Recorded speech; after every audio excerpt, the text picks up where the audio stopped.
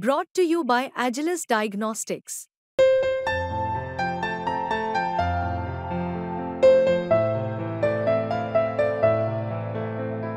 Agilus Diagnostics.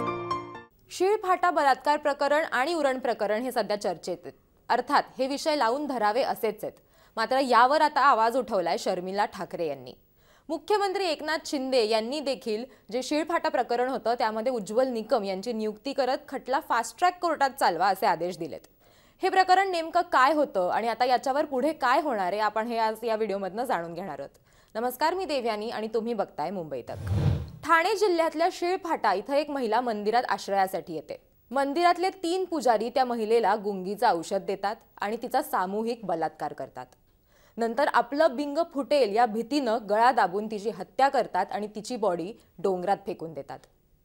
6 जुलै रोजी घर सोडून आलेली ही महिला 4 दिवसांपासून मिसिंग असते आणि 10 जुलैला तिची हत्या झाल्याचं समोर येतं.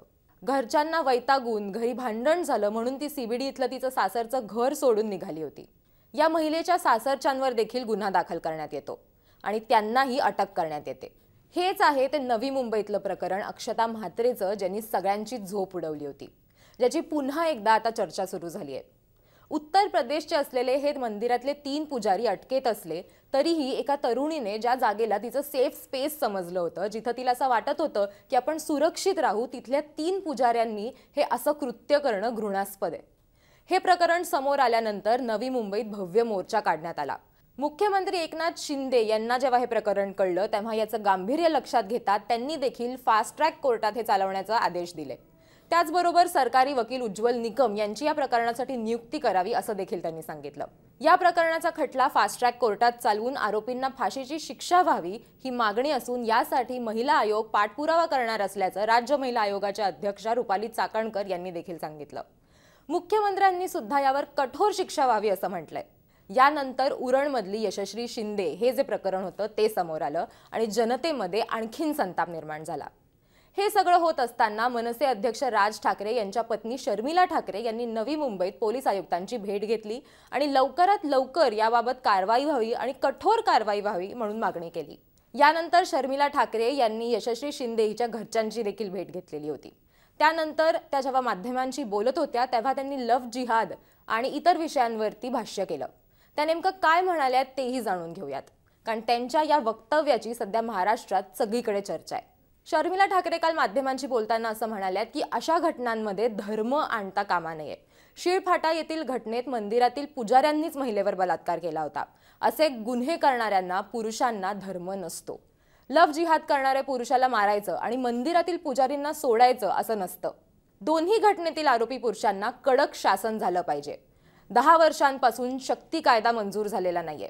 आमची पंतप्रधानांना विनंती आहे की तुम्ही 1 वर्षात शक्ती कायदा मंजूर करा. त्याची अंमलबजावणी अजूनपर्यंत का झालेली नाहीये याचीही तपासणी करा. अशा गुन्ह्यातील गुन्हेगारांना वरच्या न्यायालयात जाण्याची मुभाच दिली नाही पाहिजे. त्यांना तात्काळ शिक्षा झाली पाहिजे असं देखील त्या म्हटल्यात. शक्ती कायदा हा निर्भया प्रकरण जेव्हा झालं तेव्हा आणला गेलेला होता, पण मात्र तो अजूनही पास झालेला नाहीये आणि तीच मागणी शर्मिला ठाकरे यांनी केलेली आहे.